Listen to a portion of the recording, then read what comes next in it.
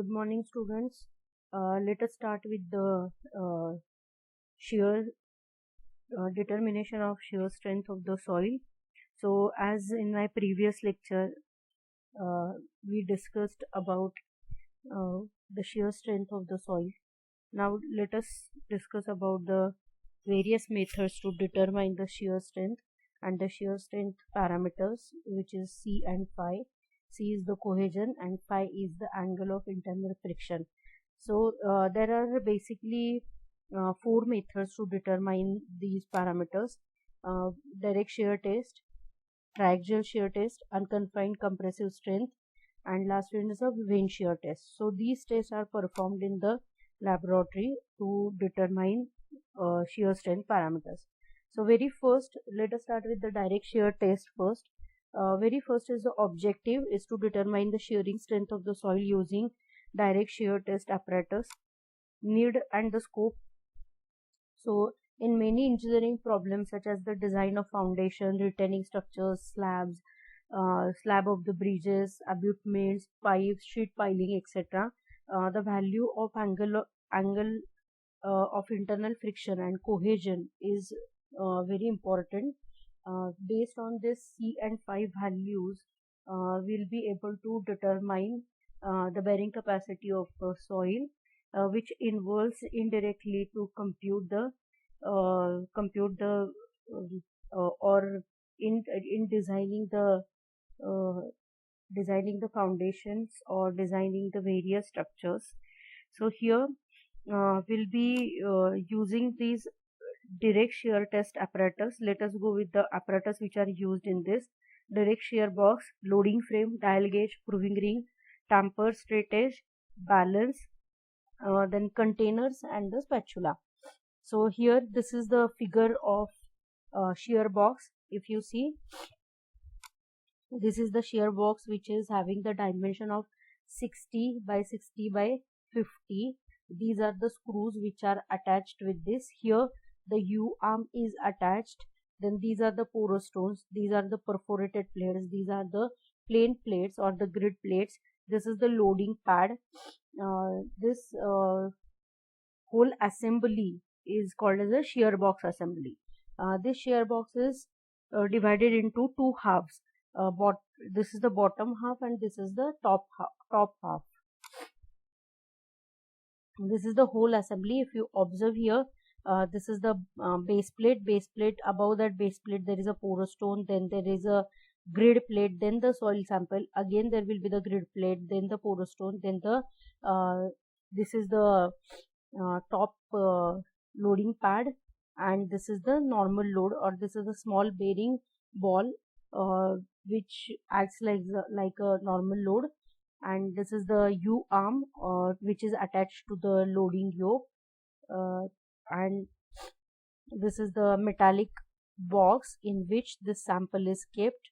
This is the base plate, then, and this is the whole assembly for the shear box. This is the whole machine which shows the different assemblies. This is the machine frame. Very first is a machine frame, then this is the loading yoke, this is dial gauge here, then if you observe, here is the actual shear box sample, this is the proving ring. So likewise we will be able to find out the shear strength parameters. So normally there are two kinds of direct shear test can be performed. One is a stress control and another one is a strain control shear test. So normally we'll be performing with the strain controlled direct shear test. Strain control means in which this strain which is controlled, strain in the sense whatever the change in the length which is controlled with respect to the that gear assembly. So this will be the strain controlled shear box test. So procedure is very simple. We need to check the inner dimension of the soil container, then put the parts of the soil in the container together, then calculate the volume of the container, weigh the container, place the soil in a smooth layers, then compact this soil, then weight it again, then the find out the weight of the soil which is contained in that container or the shear box, calculate the density of soil, then make the surface of the soil plane, put the upper gratting on the stone, then the loading yoke on the top of the soil. Measure the thickness of the soil specimen. Normally this thickness is 24 mm. Apply the desired normal load. Normal load will be applied to the loading yoke, and this desired load will be based on the weights. So that weights will be added on the loading yoke. Then remove the shear pins and then attach the dial gauges with the measure. Means if you want to measure the change in the volume in horizontal as well as in vertical direction, so we can attach the two dial gauges in a vertical as well as in a horizontal direction. One is a shear dial gauge and one is a normal dial gauge. So record the initial reading of the dial gauges, calibrate these values, and then start the procedure, start the motor. So it can give us the shearing loads. It can act with the shearing load. Record these readings on the shearing proving rings. So obviously that proving ring will give us the shearing load which is applied on the soil sample. Then whenever this dial gauge and the proving ring stop giving the readings, or it may move in a backward direction, the soil may fail at that particular point. Then stop taking the reading, note down the failure load and note down the changes in the dial gauge readings. So accordingly we can have the observation table, fill up that observation table. Then by using the stresses, compute the stress, normal stress as well as the shearing stress. Normal stress will be normal load which is applied divided by the cross sectional area. Shearing stress will be shearing load which is applied divided by the cross sectional area. Cross sectional area of the soil sample is 60 by 60 mm. So it is 3600 mm square. So accordingly compute the normal stress as well as the shearing stress. Then plot the graph between the shear stress as well shear stress on a y axis and normal stress on a x axis, and compute the draw the failure envelope and then find out the C and phi value on that graph. Again we can plot the graph between the volume changes with respect to the stress strain curve and the volume changes with respect to the normal load or with respect to the time. So accordingly we can have these three observations. Next is general remarks. In the shear box case, the specimen is not failing along its weakest plane. So we'll be discussing this in advantages as well as disadvantages of the direct shear test. So let us discuss about this. So advantages of the shear test. Very first is this very sample preparation is very easy. This test is very simple and convenient. As the thickness of sample is very small, the drainage is very quick and the pore water pressure disappears very rapidly. Then the consequently the consolidated drain test and the consolidated undrained test take relatively small period. Direct shear test is ideally suited for the conducting drain test on the cohesion-less soils, and the apparatus is relatively cheap. Then disadvantages of this test is, very first is the stress condition is known only at the failure. The conditions prior to the failure are indeterminate and therefore Mohr circle cannot be drawn. In direct shear test, the stress distribution on the failure plane is not uniform. The stresses are more at the edges, led to the progressive failures like tearing of the paper. So consequently, the full strength of the soil is not mobilized simultaneously on the entire failure plane. Then the area under shear gradually decreases as the test progresses, but the corrected area cannot be determined and therefore the original area is taken for the computation of the stresses. The orientation of the failure plane is fixed. As I already mentioned, that failure plane is predetermined in this test because the plane of the failure is a horizontal between that two halves of the shear box. So the failure plane is predetermined in this case. Then the control on the drainage condition is very difficult. Only drain test can be conducted on highly permeable soils. The measurement of pore water pressure is not possible in direct shear test.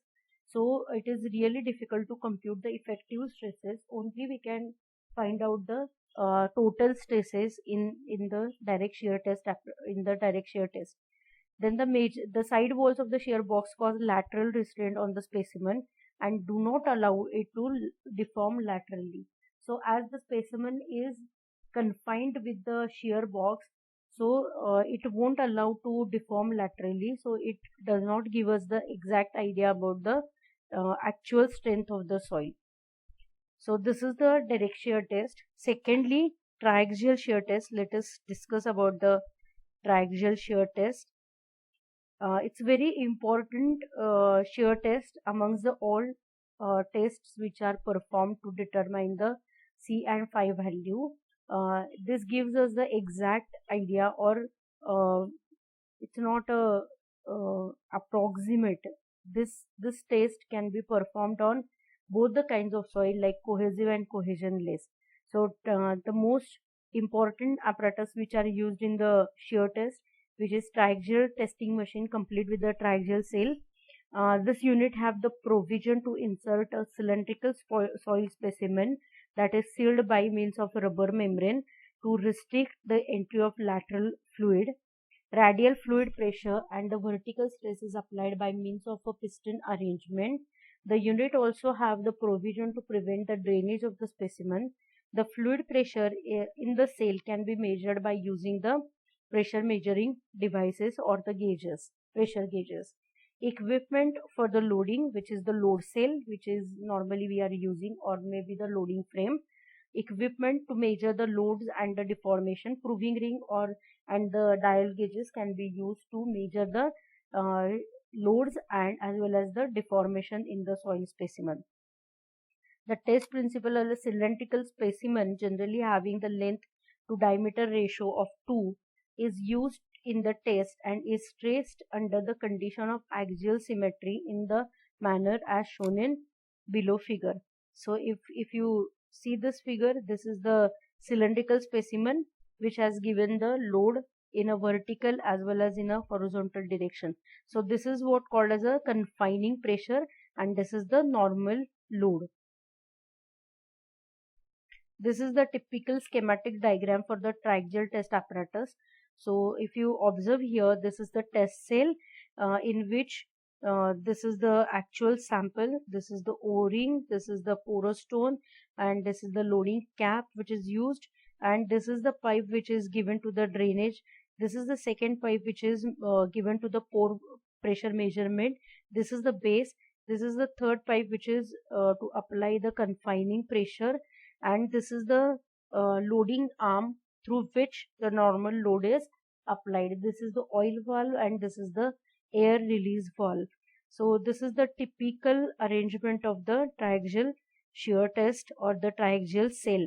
So this is what a Perpix cell, through which here the fluid is inserted and through which the fluid pressure will be given as a confining pressure to the sample. The normal size of the sample will be 76 mm by 38 mm by 100 mm or 100 mm by 50 mm. The sample is subjected to three principal stresses. Among these three stresses, two are stress due to the water pressure that is within the confining sail. The two valves are equal. The application of the load on the top of the sail by means of the ram as shown in the above figure is applied at the third stress. This stress is different from the other two stresses. The sample is tested, its end sealed by the cap and the bottom pedestal by the rubber O-rings. If this involves a pore water measurement, then the porous stone can be placed at the bottom and the top of the specimen. Pressure transducers are used to measure the pressure that is developed inside the specimen.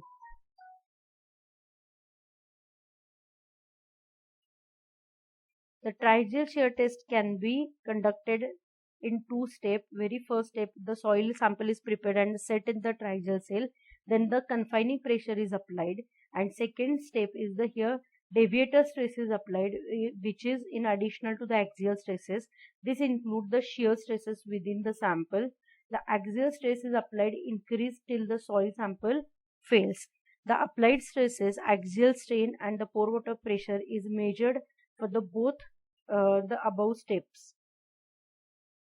Triaxial test procedure. As I already mentioned, the three kinds of tests can be performed in the triaxial shear test, where unconsolidated undrained test, which is shortly called as a UU test, or Q test, which is why it is called as a Q test, because it's very quick test. Then consolidated undrained test, which is simply called as a CU test, and third one is a consolidated drain test, which is shortly called as a CD test. So Q, then third one Q test, then it is called as the R test and the P test. So likewise, these tests are carried out. So this is the whole assembly of the triaxial shear test. If you observe here, this is the assembly. This is a compressor through which the fluid pressure is applied in the cell. This is the cell.